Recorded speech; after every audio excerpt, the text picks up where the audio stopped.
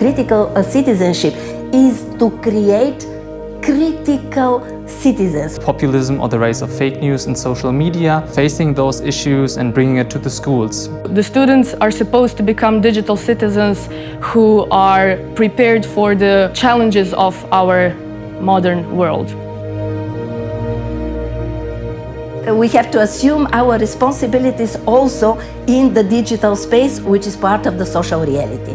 So, digital citizens have first again tried to make institutions accountable, because the institutions have the strength to counter fake news and also to organize mobilization, digital and offline street, against states and institutions. Societies nowadays face different challenges, including the spread of disinformation and fake news on social media. And as young people orientate themselves a lot through these new media platforms like Facebook or YouTube, we are trying to foster their critical thinking and their awareness of computational propaganda.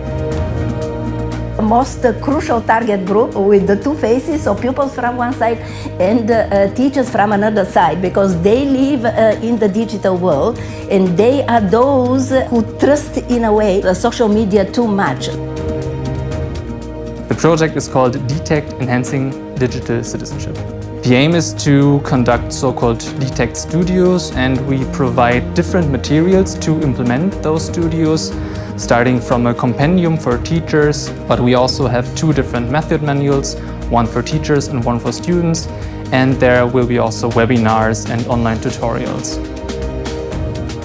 A DTECT studio is, it can be a training process that is longer, but everything that is done there, the steps can be also applied in a much shorter time frame as well, because the main focus is on three bigger steps. The first one is just simple detecting some content that might be problematic, too curious, or that raises some question.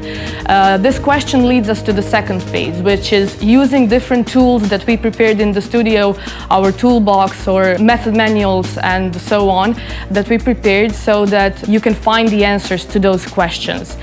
Finally, the third phase would be to come up with an actual answer, but then you discuss this answer with your colleagues, your peers, or even friends and family in outside of the school.